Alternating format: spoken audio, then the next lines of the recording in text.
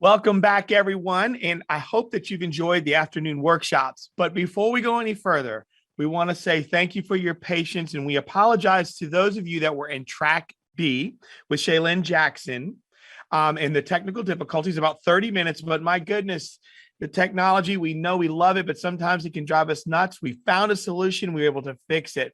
But here's the good news. Remember that all of these sessions, all these breakout sessions, there will be a replay. So if you did not stick around, you jumped into another track, please know that you will be able to access that content 5 to 7 days after this event at the DEIsummit.com, right? So just go there, you'll find this content. And once again, we can't thank you enough for your patience and your grace as we ran into some technical difficulties, but we were able to find and fix. Okay.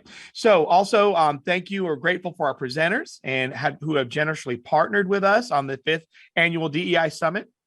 This summit would not be possible without our presenters and moderators, nor without the generous support of our sponsors. So at this time, we'd like to recognize our sponsors once again through a short sponsor reel video. So please direct your attention accordingly.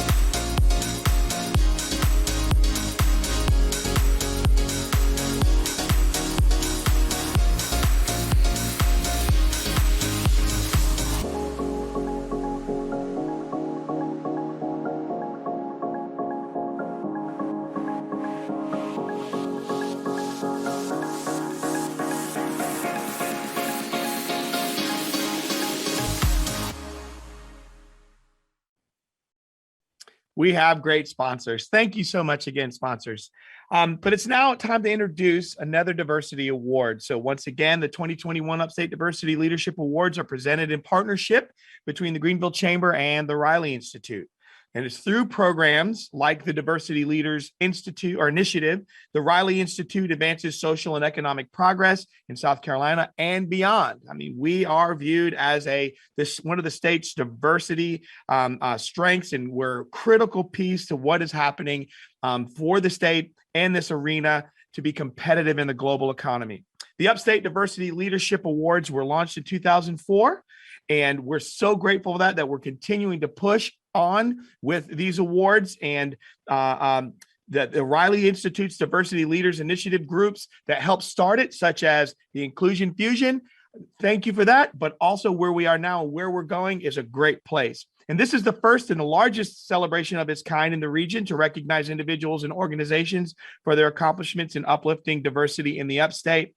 And for the first time ever, we want to remind you that the Upstate Diversity Leadership Awards they're held in conjunction with the DEI Summit. And in this format, it remains an ongoing source of inspiration, demonstrating what's possible when we work together to make our community an inclusive place to work and live. So this next diversity award goes to Outstanding School, and please direct your attention to this video clip in recognition of this deserving institution.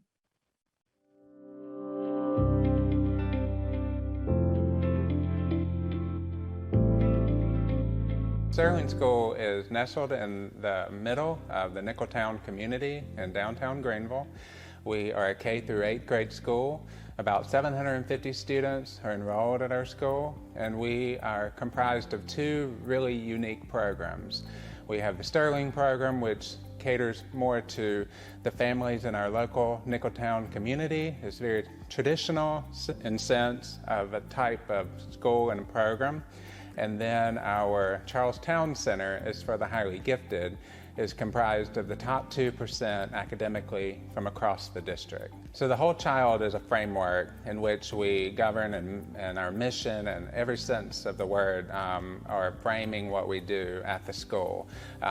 It's means that students are more than a test score, that we look at each individual need. We look at their basic physiological needs, their basic academic needs, but yet we want to take them further to meet each child's full potential.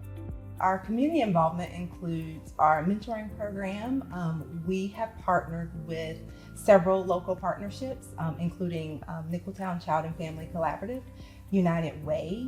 We've also partnered with some people from the Urban League. We want to make sure that our staff, and not only our staff, our students in the school feel a part of the community. We partner with local community partners to bring activities for our students. We provided activities such as music and dance as well. This was a free after-school program. We wanted to build a sense of just encouragement in our students and make sure that they know that they are loved and supported in all areas of their life. We're very intentional about being a family at Sterling. And so we want to make every opportunity possible available to our students as well as our teachers. The Nicholtown bus tour is a way for us to show our teachers where our students come from. And we're so fortunate to have community partners that will allow us to look through their neighborhood and give us information about the neighborhood. The teachers walk away with another tool to serve our kids. So through service learning, a lot of our students will have the opportunity to go to a younger grade to read. Our middle school students experience a year-long activism unit. It's essentially a project-based unit. So through that, they identify needs in the community and in our school, and then they go and work to meet those needs. And sometimes it's as simple as reading a book to a kid, sometimes it's a food service or maybe a canned food drive, maybe a book drive for a local literacy nonprofit.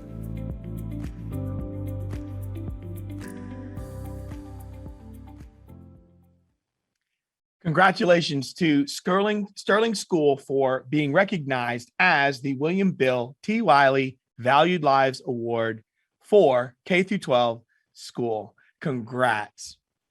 So we've reached this point in today's conference where we're about to hear from our closing keynote speaker. And let me tell you, this is going to be so good. She's not a stranger to any of us today because we've been seeing her work throughout today's summit as the visual recorder. And that's a great thing. You've been seeing how she expresses and what she does, or one of the ways and major ways that she does that. So let's talk about Jaclyn Gilstrap, co-director of a visual approach, has been participating throughout the day of the DEI Summit to facilitate graphic recording. Graphic recording is essentially visual note-taking that happens live and unfolds as an event or conference plays out. So think of it like simultaneously interpretation, except instead of translating one spoken language to another, she's translating a spoken language into one filled with visual images and colors. So cool. Visual facilitation is a way to capture essential content during meetings and sessions and talk through the use of hand-drawn words and imagery. Visual facilitation supports greater participant engagement, planning and understanding of complex content through the real-time synthesis of information. Participants can see the conversation taking shape. And boy, do we need to engage when we're having conversations. And that's a great way to do it. Graphic facilitators shine a light on the insights of any group because graphic recording and facilitation make it easy for participants to engage with big ideas, see connections, and make decisions more quickly. They can leave the conversation ready to act and collaborate. And what are we doing? We're talking about action here. Jaclyn is going to close out as our keynote speaker to facilitate a big reveal of a couple of different art pieces that will help document the content shared today in a memorable way. She'll help us reflect on the day and think about how we're each going to go from here and put diversity, equity, and inclusion into action. Further, Jaclyn will share how the practice of visual facilitation is rooted in Indigenous culture and through the asynchronous learning helps enhance deep listening and accommodates for different learning styles and abilities. Jaclyn Gilstrap, she, her, is a community connector, group facilitator, birth doula, and artist whose work is rooted in deep listening. Her background is in global reproductive rights, LGBTQ rights, rape crisis support, ethical global engagement, and racial equity. Check this out. One of my favorite things. She speaks Spanish, English, and Azerbaijani. And she's a UNC Chapel Hill alum and is a returned Peace Corps volunteer from Azerbaijan 2010. You can read more of her bio through the summit website. After this short video to welcome her, the next voice you will hear is that of Jaclyn Gilstrap.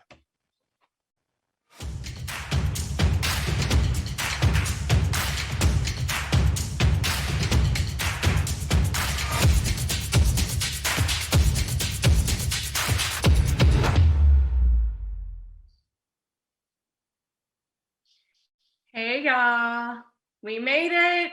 It's the closing keynote. We're here. We're about to dive in deep to talking about graphic recording. But before we do, I want to invite everybody to just take a deep breath with me. We've had a long day. I think it's time we just take one collective deep breath together. So let's just take one deep breath in and exhale. I don't know if I do that more for me or for y'all. But yeah, as Tim mentioned, my name is Jaclyn Gilstrap. I am reporting to you live from Chapel Hill, North Carolina, just a little bit north from y'all.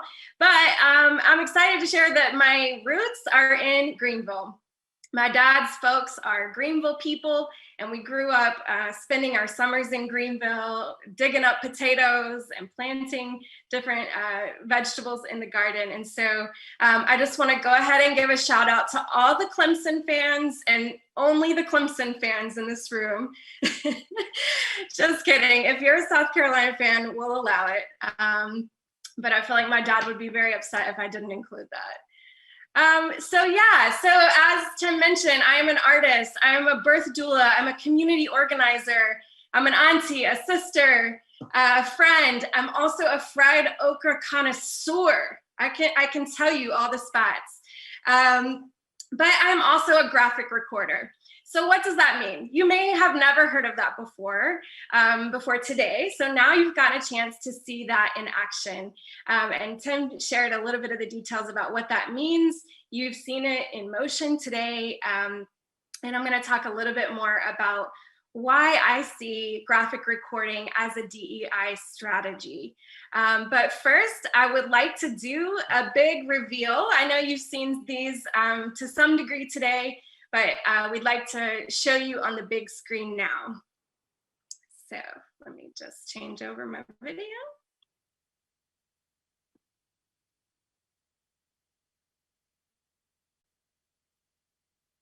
One second.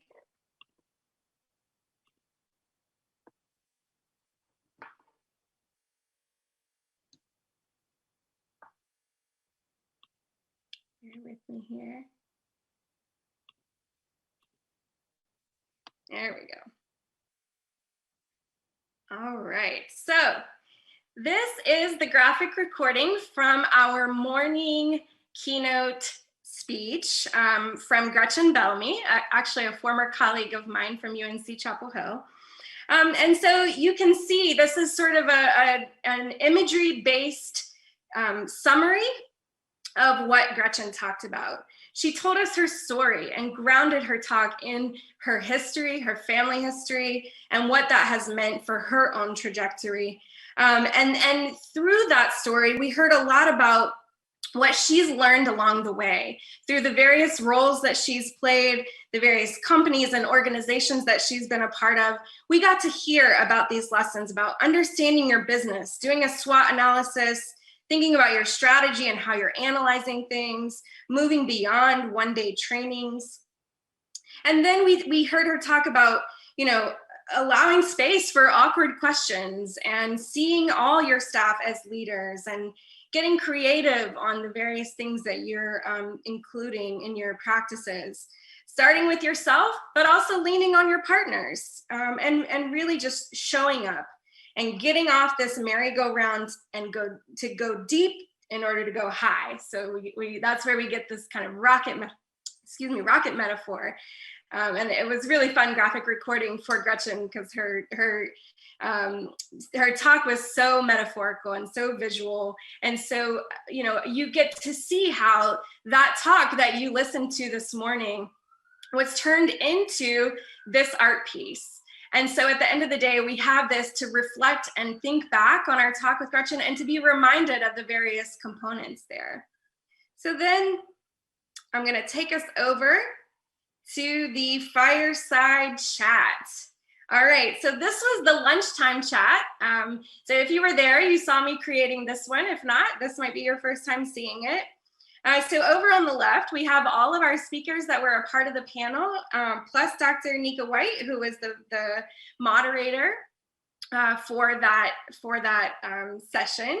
And so they came together to talk about the Better Man movement and men as allies, such an important conversation. And we heard kind of an introduction for each of these folks about the way that they came into doing diversity, equity, and inclusion work. We heard about listening, and Ray talked a lot about being forever an ally in training.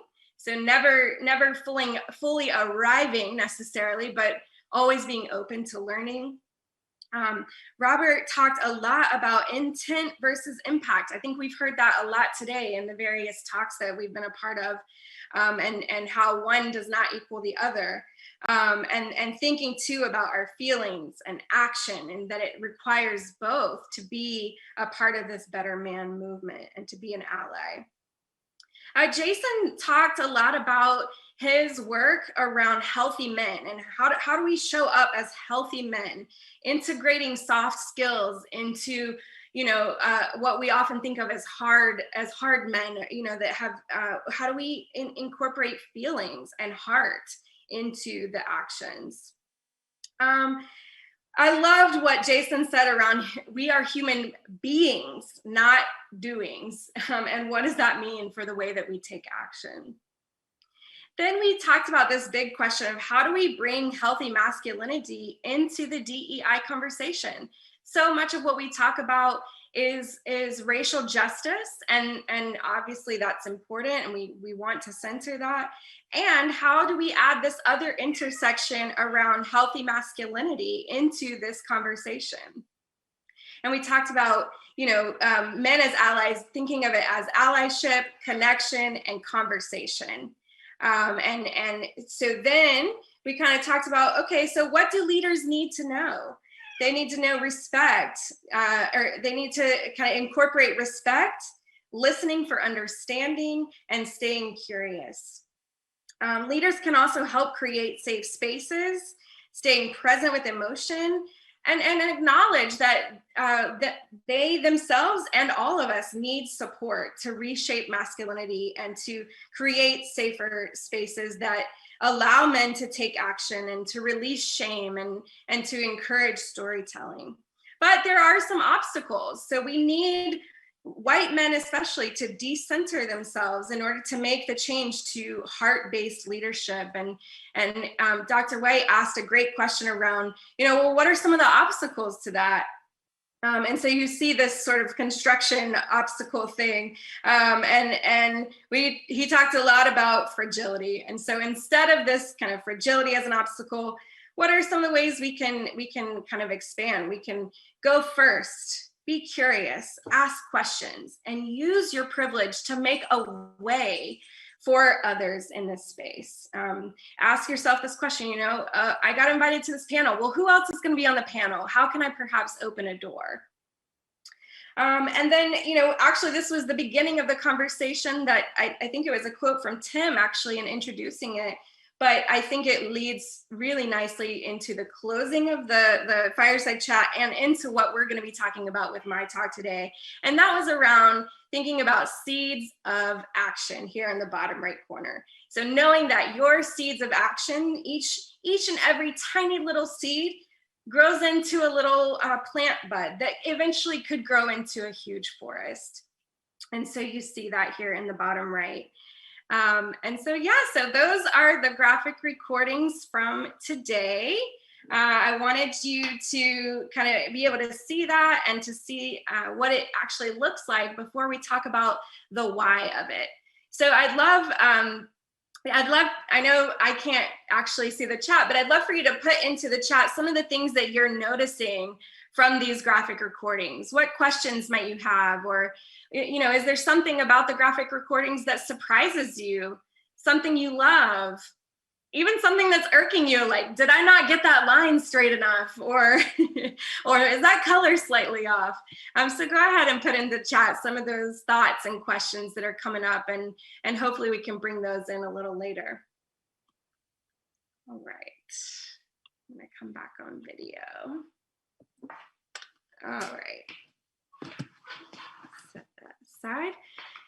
All right, so let's get a little deeper into the details.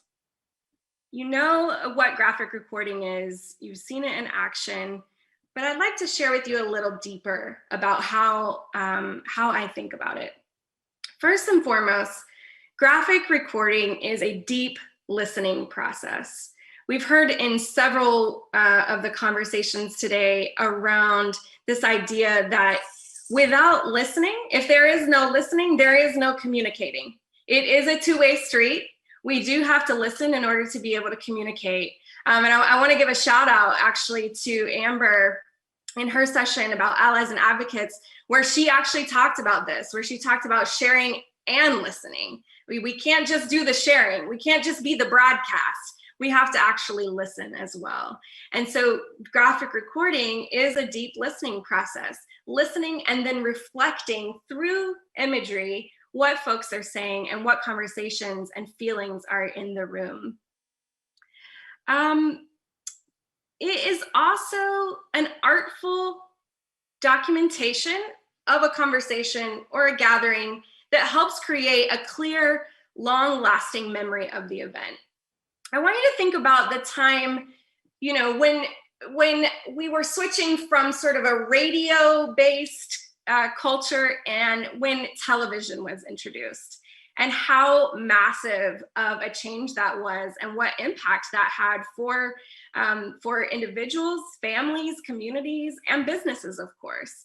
And think about the main difference there. The sound was still there, the audio was still there, the messaging may have even been very similar, but what happened? We added a visual. We added something that people could see, and so they would attach that to what they were hearing, and thus have a message that stayed imprinted in their minds for a longer period of time, or perhaps with much more influence. And so I think about graphic recording in that way. We can listen to a person talking. We could even see their words on a PowerPoint presentation, and that's helpful. But what happens if we actually add pictures to that? Excuse me. What happens if we add art, creativity, color, different kinds of fonts? In my opinion, it makes a joyful space. And when we are in pleasurable, joyful spaces, there is a lot of room for connection. And here I want to give a shout out to Ricardo, who was talking in his talk about conversations around culture actually being really joyful and hopeful. And I think that art and color can help with this, while also making for a really kind of memorable experience and something that kind of sticks with you. Because you think, oh, I remember that construction sign as the obstacle, and I remember there connected to that we were talking about fragility. So that was just one example. Graphic recording also highlights relationships between people, between points that are being made, thoughts that are shared, even systems that are present in the room. And so we see this because graphic recording obviously is not linear. The conversation was kind of all over the page, and that's actually a strength in my mind. But it also, in so doing, it gives me the flexibility as the artist to say, oh, 30 minutes in, this person made a point about something that they were talking about earlier. And so I can actually connect that over here instead of in a 10-page document of notes, being hard to kind of look through and you have to go back and scroll up. Instead, with this graphic recording, I can put those thoughts right together. And so I want to give a shout out to Jaclyn and her talking about amplifying relationships to leverage impact and change. I think graphic recording can be a way to do that. We can show visually the relationships between people, the relationships that are developing in the moment, and in so doing, help amplify those relationships and hopefully encourage them to grow and create a really positive change.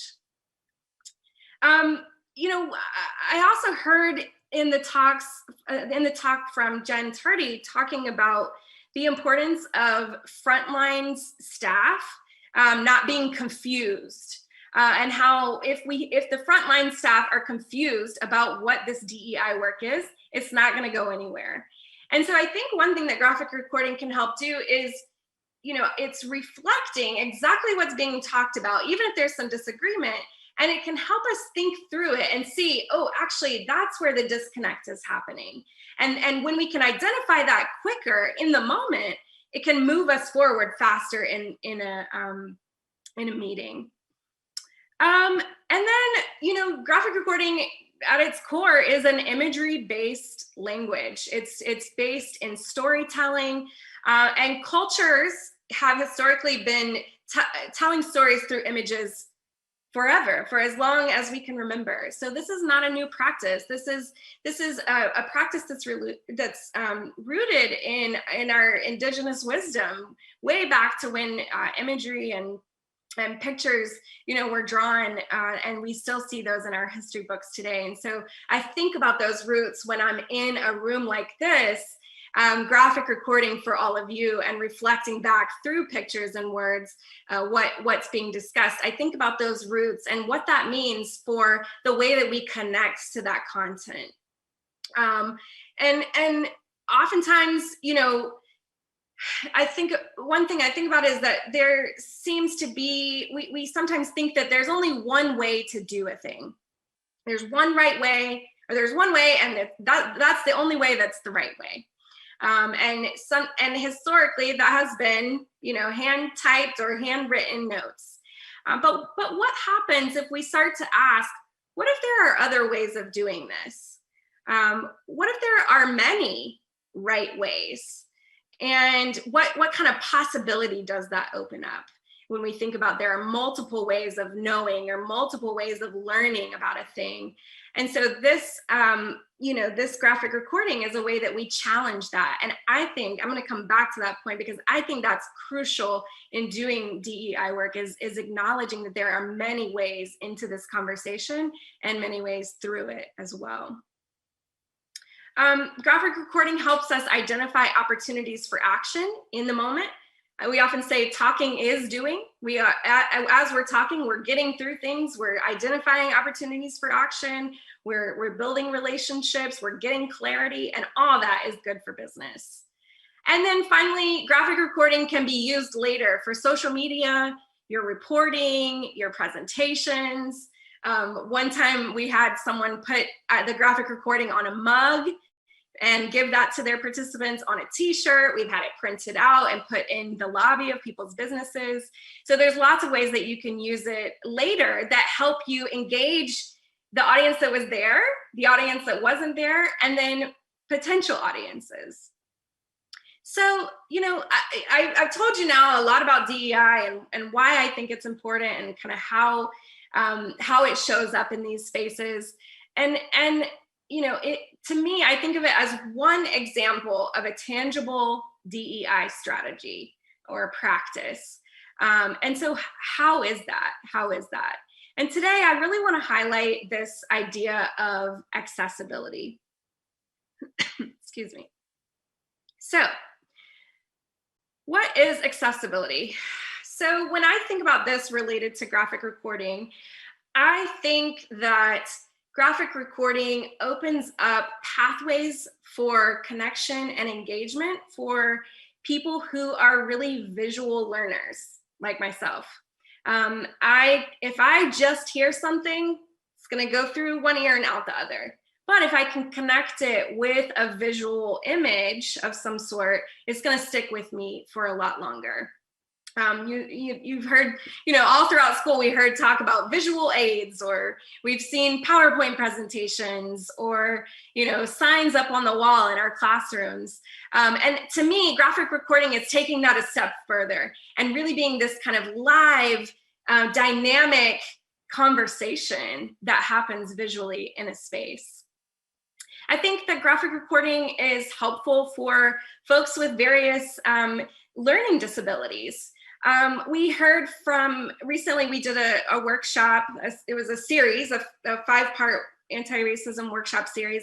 And we heard from one of the participants who lives with dyslexia. And she said, for every meeting, I pinned your graphic recording screen and had that really big on my screen as I listened to the content.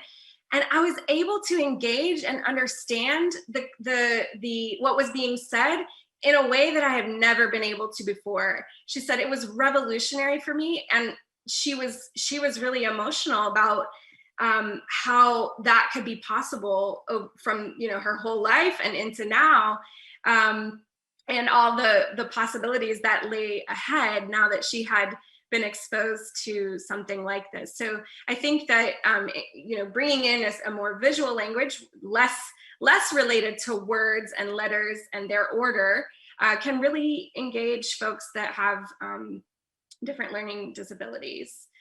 And also just folks that think and process differently. So I mentioned earlier, graphic recording is not linear. A lot of times, I think we as white people especially think point A, point B, point C, point D. And that's it, that's the only way. And we have to go from 1 to 2 to 3 to 4.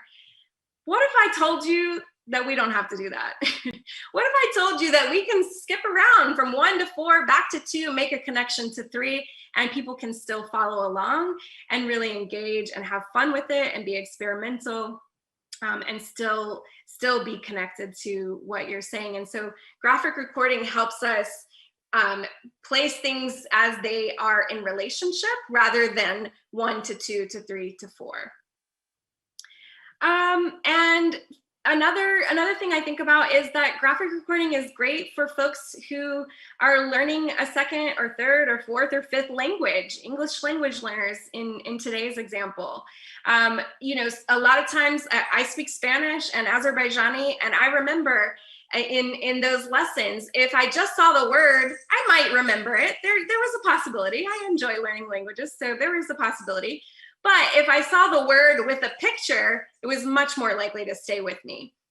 And so I think about folks that are coming into a space like this for whom English might not be their first language, and what possibilities open up for those folks if we're able to attach an image with the words that are being shared. How expansive might that be for those participants? And then finally, the one I want to share, relevant to today and also just the pandemic virtual world generally, is that graphic recording can be helpful for people with varying levels of attention for long meetings. There may be folks who can stay focused the whole time, especially coffee.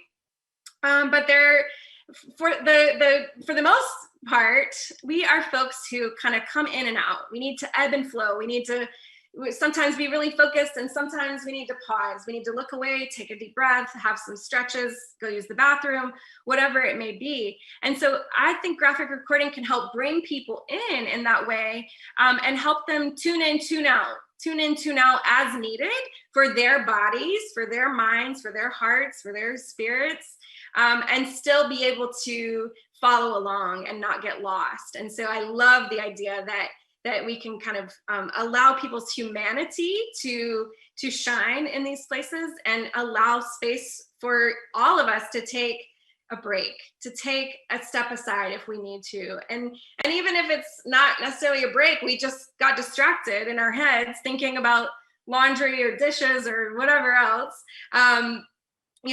being able to be like, oh, wait, let me come back to this. Oh, I see here, they were drawing this image. And so yeah. So those are some of the examples, but the truth is graphic recording is for everyone. And I want to give a shout out here to Katerina, who talked about this in her morning session around disability often being left out of DEI. So often we think about, oh, we're making this adjustment to support this XYZ person with a disability or this type of disability. But the truth is, when we do that, we're actually designing a more open, more accessible space for everyone. And that's really the beauty of these types of strategies. And it allows for people's humanity, spaciousness to be there, and to really think about how, you know, we can make one or two changes that could have great impact for our participants. And it gives participants the autonomy to engage in the way that they really can that day, that moment. And that to me is always amazing. A lot of people have been asking for more virtual / blended spaces historically, especially folks living with disabilities. We've heard, please, let's have blended spaces. And before the pandemic, there were a lot of times where I was like, no, it's fully in person and that's just it. But what the pandemic has shown us is that we actually can have blended spaces. We can have virtual options available. And graphic recording, I think, can really help enliven the virtual space and make space for all kinds of art and joy and celebration there. And then finally, I want to think about art in corporate spaces. I don't think that it's kind of charity mentality to say that art is important in these spaces. Art helps us connect with our emotions. It helps us connect with our voices, our thoughts, our understanding of the world. It helps us to process. And so I think, to create space within our work where we can bring in more art in order to connect with our emotions and lead to greater empathy and connection between each other, to me, that's a win-win. And then finally, when thinking about the kind of equity and inclusion pieces, a lot of what that means is confronting the power dynamics that exist in a space. And I think that graphic recording has a way of flattening hierarchies that is really powerful. So everyone's voice, when it's represented on the graphic recording, is equal. Everyone has the same impact on the image. And every single image is dependent upon the participants that are in the room. Every recording is very different. Even if the colors are same, like the two that I showed you today, we used a very specific color palette. As you could see, what comes out of it is completely different and completely dependent upon the conversations that are in the room. And so I want to give a shout out here to Rhodes Perry, who in his talk talked a lot about who we might unintentionally be excluding. And I think we can think about that question in a lot of ways, whether that be on the accessibility kind of path of thinking, on the equity or inclusion path, or any number of ways. And so I think we can think about graphic recording and other strategies as how do we create spaces where the folks who we might unintentionally be excluding actually have voice, they have presence, and they see themselves in whatever it is that we're putting forward to them, like a graphic recording. So graphic recording, not a magical answer. There's no magical wand to say, and we have this graphic recording, and so this place was accessible. The space was, equitable and inclusive and promoted diversity. However, it is simply one actionable way of working to make spaces more accessible, make them more inclusive, and thus making them more easeful and joyful for the folks that are in attendance, allowing folks to show up as their whole selves, and to hopefully, in combination with other strategies, making spaces where people feel safe and feel whole and can participate. No one tactic is going to solve all of our inclusivity issues, our accessibility issues, our equity issues. And the best design spaces have multiple tactics that are playing together. So we think about closed captioning plus graphic recording plus, sign language, all kinds of different options for accessibility, and really asking ourselves, what are all the ways that we might be able to help folks feel included here? And what are we forgetting? What are we forgetting? And really trying to design spaces around those questions. But, we're still learning. Our field is it's been around for a while, but it's pretty niche, it's pretty small. So we're all still learning, as I know many of you are as well in this space. And I think that's what today has been all about. And so today, what I'm gonna do to kind of close us out, you've heard so much today. My talk, what I've just shared, you've heard the morning keynote, the morning sessions, the fireside chat at lunch, the afternoon sessions. You've heard a lot. And what I want us to do is really pause and breathe in the day, reflect a bit, and think about what you've heard today. Who you've met, perhaps, or who you hope to follow up with. What you've seen in these various talks, what questions have come to you, what questions you've observed in others.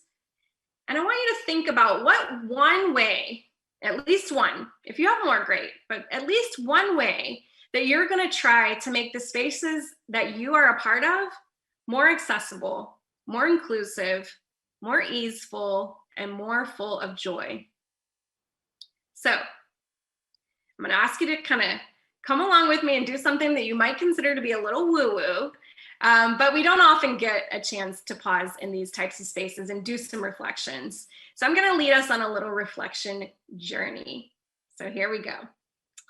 All right, and you can respond in the chat if you like. Otherwise, you can take some notes on your whatever piece of paper, pen you have, wherever you're taking notes for today. But I invite you to reflect with me on today's conversations. So first, really straightforward question. What have you heard and learned today? Think about all those different talks that you've been a part of, all the different people you've seen and heard about, the awards, the conversations, the presentations, the questions, the Q&A chat time at the end of each. What did you hear? What did you learn today? What was new, perhaps surprising?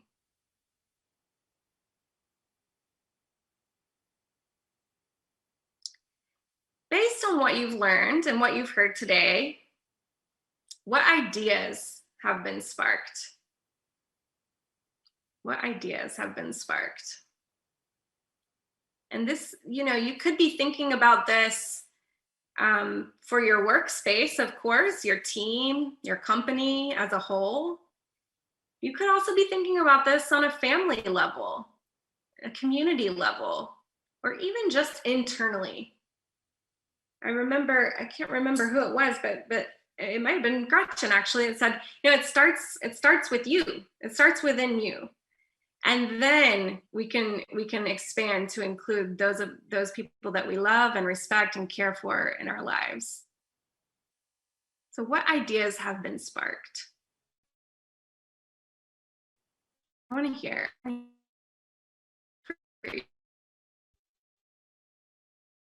today, the theme is all about action. It's all about action. Amber talked to us in her session around advocacy is a verb. A verb is an action word. And the whole theme of today's conversation is around action. So what are you going to do after this? How will you take what you've learned today? What ideas have been sparked? How are you going to take that forward? How will you put diversity, full stop, equity, full stop, inclusion, full stop, and accessibility, full stop, into action?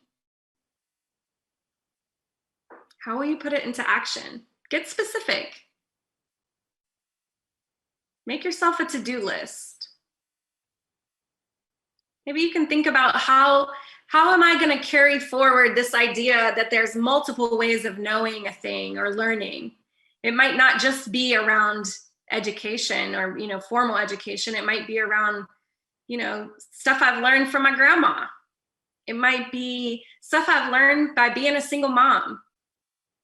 How do we value those multiple ways of knowing? How do we value more than just the written word and include art and color and imagery into the work that we're doing? What are some other places where we need to think about multiple ways of knowing? How are you going to create flexible spaces where folks can ebb and flow in a really human way? How are you going to create spaces where folks feel like they can be whole, they can take risks, they can ask the awkward questions, or go first in the meeting at the risk of saying something wrong, but knowing that it's important to get the conversation started and being willing to be held accountable? How are you going to create those flexible spaces? What tangible examples and steps are you going to take? And I really want you to think here about tangible. We know there's a lot of theory. There's a lot of books and articles that we want to follow up on today. Some really great resources have been shared. But I want to invite you to think a little further beyond that. And maybe it's you want to read the article to get the idea. Sure. Put that on the list. But I also want to ask you to go a little further. What are some of those tangible steps? Graphic recording for me was kind of a case study to share with you today. I really want to thank Dr. White for inviting me to be a part of it, and to show that as one way that we can, bring in an actionable, tangible way of promoting accessibility and inclusion in a space. So I'm going to ask you to do something here. I want you to take out your phone. I'm sure it's nearby somewhere. And I'm gonna ask you to text somebody to hold you accountable to that list that you just made. I'm gonna ask you to text a colleague, a family member, a friend. Perhaps it's even texting yourself. Maybe that's how you remind yourself to do things. But I want you to text somebody and say, hey, I have an idea I'd like to discuss. Let's set a date. Or I want you to say, hey, boss, would you be open to hearing some stuff, some about what I've learned today? I'd love to have a few minutes on the next agenda for our staff meeting to share some of what we've learned. Or, hey, my beloved partner, I learned a lot today. I still need to process it. Can I talk about it with you so that when I go into the office next week, I'm ready to suggest some actions? So I want you to really do it. Get your phone right now, if you haven't already. Take it out. Get your texting fingers ready. Pull up the messages and send that text. Ask this person or these people to hold you accountable. That's one thing that we can do as a community here today, is hold each other accountable, gently and with love, of course, but really ask each other to stay committed to this work and challenge each other to stay committed to this work and to bring it forward in really tangible, actionable ways. Did you send your message? I hope so. All right.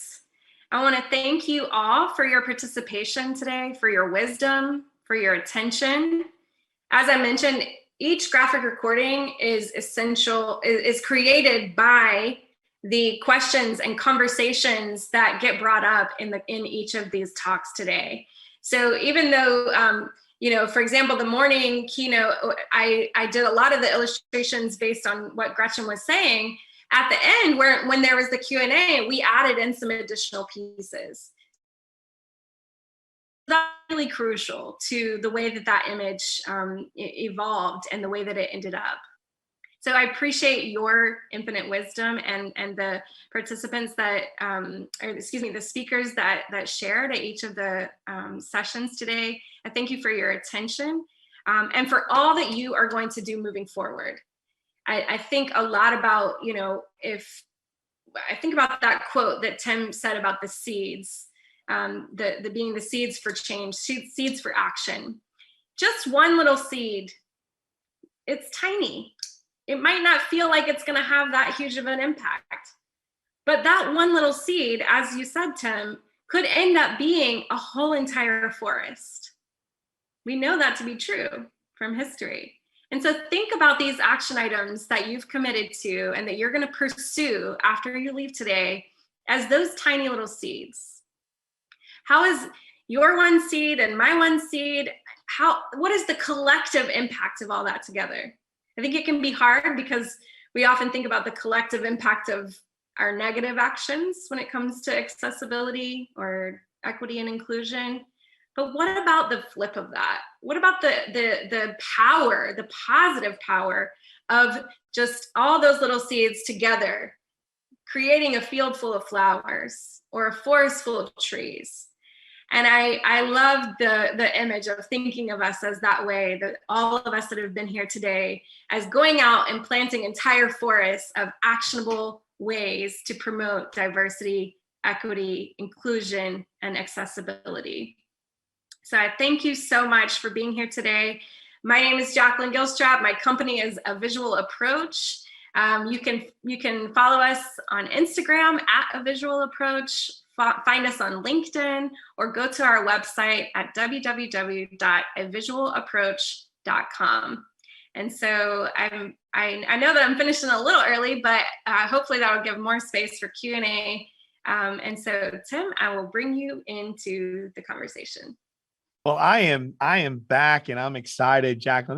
That was awesome. And as an artist, I said earlier, I don't know if you got to hear it, but I'm a leader, communicator, and an artist. I tell people we need to be better. Our communication we have more creativity to us in the way we talk. People say, well, I'm just a bottom line person. Well, be more creative in your bottom line. It's like, and there's several things I just want to point out. And what you stated was my favorite thing. I say it all the time. I'm like a broken record, but the death of a seed is the killing of a potential forest, right? And we don't need to do that. And I love that you're continuing to speak that out. I love that. I tell people pressure is our privilege. That's what I try to get people to focus on the privilege of pressure. That way, something that squeezes hard enough to reveal what's really on the inside. And that's what we're looking for. How do we get the essence of who we are out, right? But I want to point out a couple of things that you said and get you to maybe expound a little bit more, unpack it a little bit more. And I love the way you're showing that these tools can be used. I love the fact that this is non-linear, because I think that's what a lot of our problems are, is we're too busy trying to put everything in such a linear fashion. It flattens the wrong thing. Relationships need to have dimension and depth, right? But the hierarchies, I love what you said, and I want to bring this up. We need to flatten some of this hierarchical stuff and bring it down to where people have access to things. So can you talk a little bit more about maybe a way that you witnessed or have put this to work, graphic recording, where you brought it into the room and maybe there were some detractors or some people who weren't really sure and they didn't really want to give you the buy-in, and how it maybe brought some transformation or opened up better understanding or better communication? Is there a story you could tell us, or something that would help the listeners know and participants know, hey, this is a good thing? Sure. Yeah. Thank you for bringing that up. So the first kind of story that comes to my mind is I was doing a graphic recording for a talking circle of Indigenous leaders from around the state of North Carolina. And the subject of the conversation was the impact of the opioid epidemic on Native communities across North Carolina. And in this, there was largely Indigenous leaders from various tribes from in the space. And as we know, there's a huge power dynamic between funders or foundations and the people that they fund. And we try to learn, we try to do our very best at breaking this down. but it can be tough. It can be really tough. And so in the space, what I actually saw was in the beginning of the day,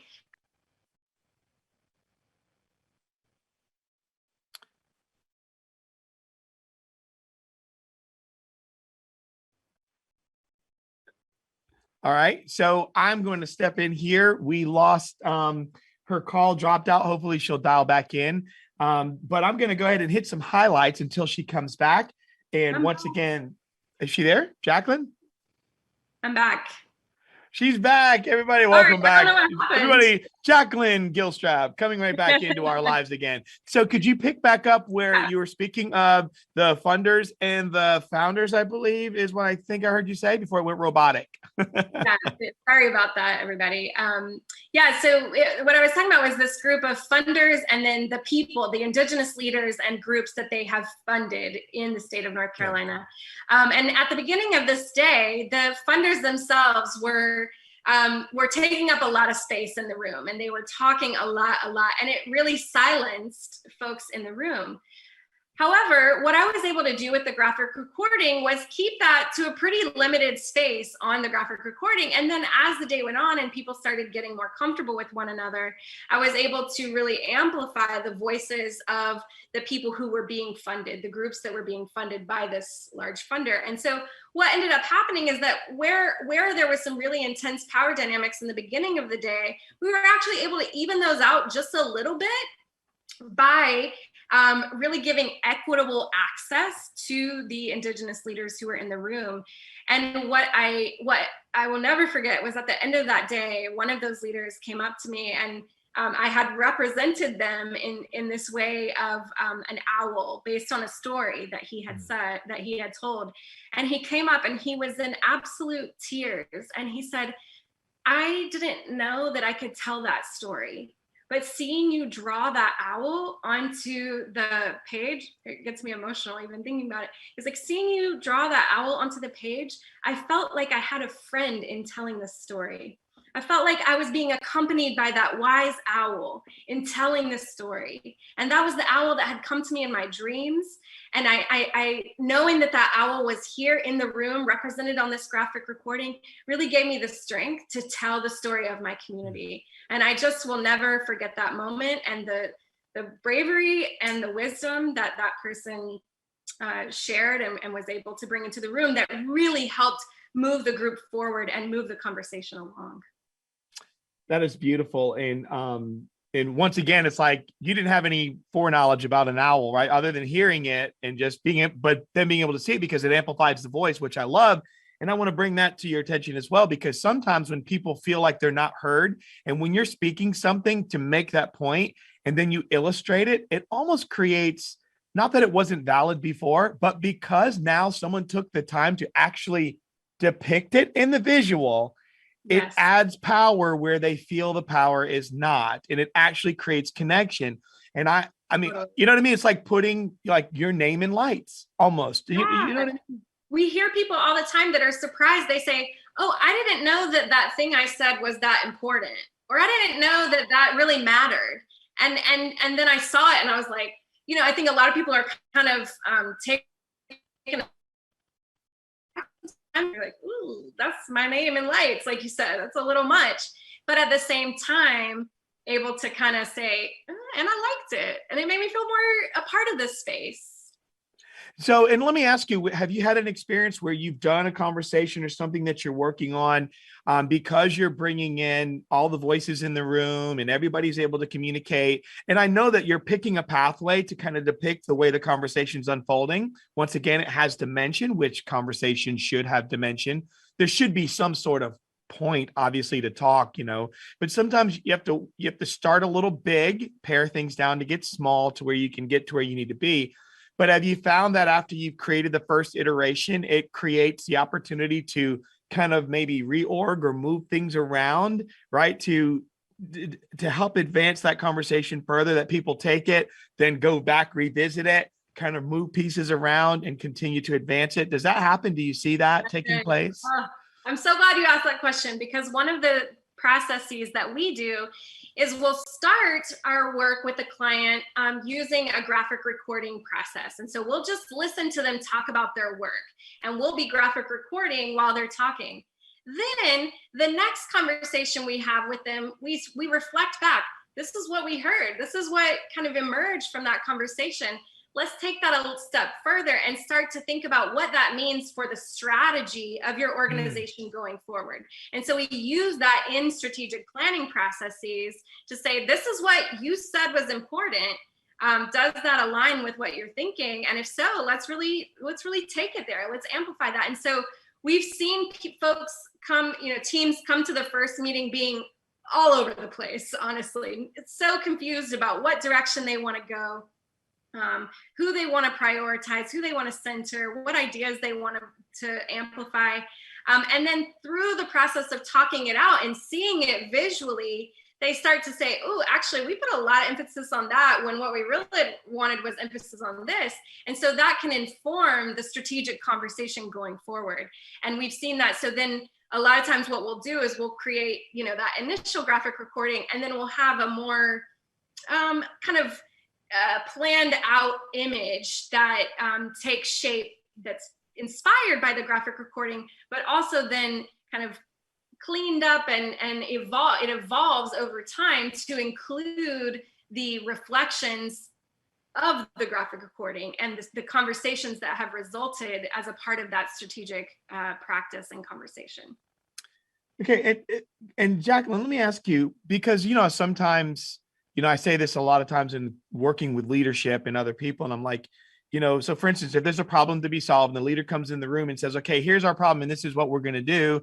And hey, but I want to hear your ideas. You're usually not going to hear anything from anyone. But if you walk into the room and the leader says, hey, listen, we have this problem. Now let's start. What do you guys think? And you go around the room and let everyone talk. And there's still, though, some people, even if you do it the right way, they still aren't saying much. How does this approach with graphic recording, how does it help to maybe pull and involve more people in who usually won't say anything once they start seeing that what they're saying immediately begins to be seen visually? Does it help more? Have you seen that there's people participate a little bit more than what they normally would without any sort of graphic recording? I think so. I mean, I think going back to what we were just talking about, seeing your name in lights, there's kind of a thrill there. And while it can be scary, it can also feel really empowering, and it can feel for folks like, oh, wow, my voice really does matter. And so they might see their teammate saying something and it being reflected up and think, oh, wow, I can see through this visual that my voice matters too. And I have seen, it's been my experience that people are willing to take a little bit more risk. At the same time, I want to say that this is only one methodology. Right. And I really want to emphasize that this is one way, and the best, most accessible spaces involve lots of different methodologies. And so, this is an offering that I have to the space, but I think it's equally as important to think about a variety of ways that we can engage folks and try to flatten those hierarchies and make space for folks to feel safe using their voices. And so this is just one way. And I think this would also be, in which I hear you, but I think that's a cool way what you're talking about. So I know there are many sandboxes with lots of different ways to build a castle in it, right? That's what we're looking to build, different ideas and things. But I also would think, and I would even wonder, and you probably have seen the person goes, wow, my ideas aren't stupid. Because there's some people, right, that they just like, I don't want to say this, or I don't want to say that, or I don't have the right words. Sometimes it's not necessarily the right words. It's just saying the words, period. Yeah. That, you know what I mean? I've seen the best solutions come from people that said they didn't have it. They don't have the answer. They don't have the right words. They don't know how to say it. And I'm thinking the person who came in with, they said they had it. I'm like, you, what you're saying, it's like, wow, once it comes out. And what's nice is that when I enter into a space, I very rarely know who's who, what your title is, what your role is within the group. And so for me, all I'm doing is listening and reflecting back what's being said. And so to me, I think that gives some strength to the work that we do, which is, we're listening and reflecting what folks are saying. And so without the same kind of bias that may be present for a team that works together all the time. And so being able to show up and reflect those often unheard voices or amplify them in a way where they haven't been before, I think can be really powerful. And we kind of do it naively, innocently enough, which can be really powerful to be like, oh, sorry, I didn't know that person, didn't have the right role or the right title, but what they said was really powerful. And so it got put up on the conversation, or it really was a turning point in the conversation. And that's important to mark. Or they highlighted, a big question that exists. And so, that I think I think coming in as an outsider and not knowing so much about that can help actually reflect back the real wisdom in the group, no matter what your title is. And let me ask you, we have a couple more questions. What have you seen maybe as other ideas? So as people are listening to this, and you mentioned there are other ways to do it, what if like this in conjunction with this other way, like as a strategy? So taking graphic recording have you seen any pairings that seem to do well? Like they started with this and then they incorporated this other process, or have you had any engagement like that? Yeah, one of the most common ways that we partner with folks in a group setting is folks will bring a graphic recorder in, so our company, and then they'll also bring in a translator. So this is a question around language accessibility. And so making sure that spaces are really open to folks who, a lot of times it's Spanish for us, but making sure that folks can listen and speak in the language that they're most comfortable in. And so what we've done before is my business partner and I, we both speak Spanish. And so one of us might be graphic recording in English and the other in Spanish. And so we'll get two different recordings, two different languages, and folks can engage with that with whichever language they are interested in. And so to me, that's one of the strongest pairings that I see, is with working with a translator in that way. But I think there are certainly others. It's just, language accessibility and also closed captioning is really helpful in terms of thinking about it from an accessibility standpoint. Now, this is a big one because of you, and I'm be a product of your product, and people heard me say this earlier, but I'm going to ask you this question. So as a graphic recording, you talked about where you started with this and how you got into it. What can you tell us something that changed in you? Because you talked about this is a deep listening process. It's listening, then reflecting, an artful documentation of a conversation. What changed in you in the process of doing graphic recording for someone else? What's something that you said, I am different now because of this? Thank you for asking that question, Tim. And I actually want to take it back to that conversation with the owl. Before that, I got involved with this work because my good friend and colleague ran the business and needed help. And she was like, please, please, please come help. Our business is growing and we need you. And I was like, yeah, sure, I'll do this for a little bit, but it's a trend. I think it's a trend and it's in the past. And one of my first events was this event with the Indigenous leaders from across North Carolina. And I saw the emotional connection that this Lumbee man had to the graphic recording. And in my mind, I was very humbled. I was like, oh, wow, this is way deeper than I initially gave it credit for. And so at that point, I started to really pursue researching, the history of visual imagery and the ways that those roots connect to a present day, and the ways in which, especially I think for Black and Brown communities, visual language is especially powerful and like connecting to the soul. And I've seen that in groups. I think white people often we're so influenced by white supremacy and the patriarchy and more that we oftentimes have a hard time connecting with art and color and joy even. And so I'm constantly inspired by my Black and brown folks that I'm in community with, to see the way that they're able to lead with such heart and courage, and really leading the way for everyone to engage in that way. And so that moment was really deep for me. And then from there, it was like my eyes were open, and from each event, you know, leading forward, I was able to really see how deep the engagement and the connection could be when incorporating art and color and this kind of visual representation of language and questions and connection.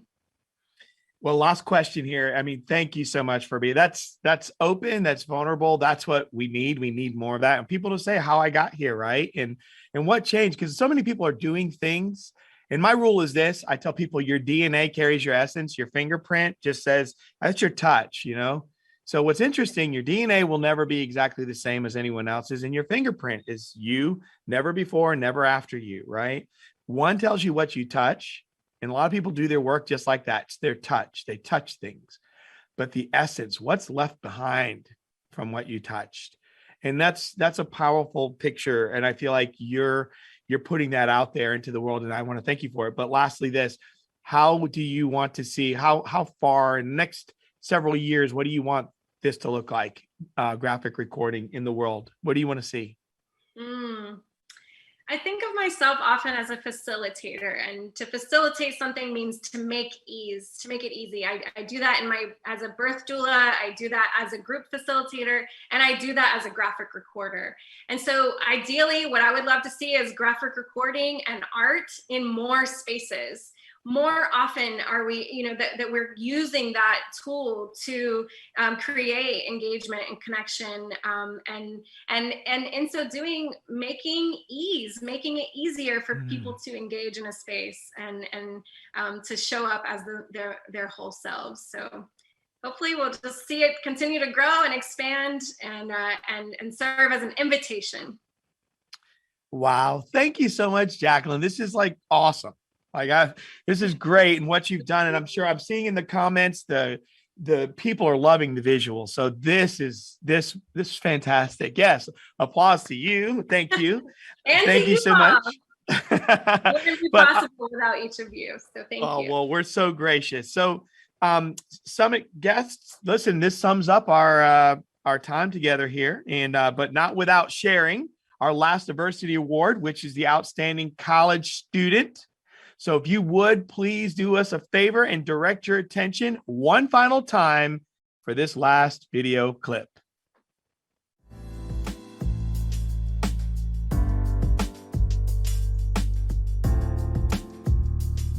Clemson Rainbow Fellowship is one of my little babies at Clemson. Bare bones of it, we are a one-on-one LGBTQIA, Two-Spirit Plus mentorship organization. We match undergraduate students with undergraduate students. In reflecting with myself and talking with friends, we really landed on almost what I think you could say like a bridge building sort of program. I mean, it's nice to have some people around that, you know, it's like safe and accepting and welcoming, but it's also just really empowering. There's a lot of baggage that comes with being queer, anywhere for that matter, but especially in college and especially at a school like Clemson.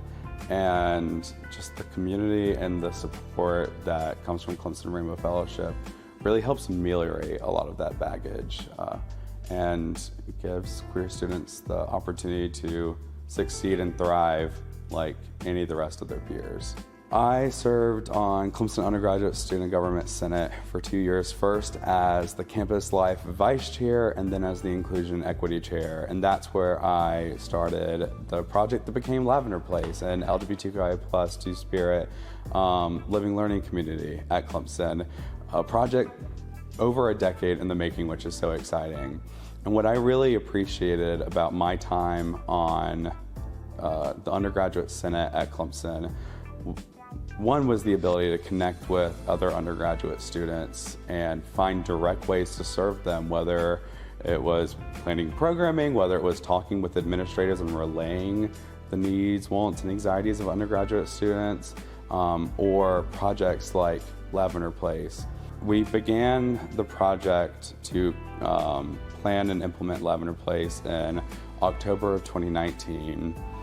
By October of 2020, it was approved, and by August of 2021, 9 queer students were living together on campus in Lavender Place in a living learning community that we planned, created, and advocated for, in a class that we planned and designed specifically for that community, and surrounded by the most amazing university partners we could ask for. I realized that a lot of the work that I was doing and that I was just naturally drawn to and passionate about was about creating homes for queer people in my community at that time, Clemson University, both literally and figuratively. You know, Lavender Place is a living learning community at Clemson.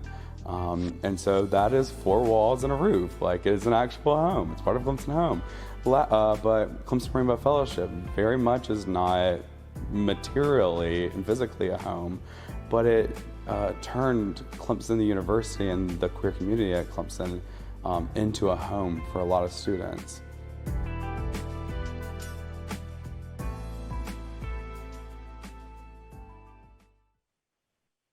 A big congratulations to outstanding college student Tyler McDougald. Congrats. So friends, as we come to a close, it has been my honor to serve for the 2nd consecutive year as the MC of the Greenville Chamber's 2021 DEI Summit, The Big Idea. And let's do that again. D full stop, E full stop, I full stop. And don't forget access, right? But after today, each of you will receive an email with a survey, and we value your feedback. And thank you in advance for taking a moment to respond. We really appreciate that. And on behalf of the Greenville Chamber, I'd like to once again thank the following: all sponsors, especially our presenting sponsor, Michelin North America, all keynote presenters and workshop facilitators, workshop moderators, Blue Sky, our virtual conference platform partner, Peculiar, our marketing partner, and each of you, our guests, who dedicated time today to be a part of this conference experience.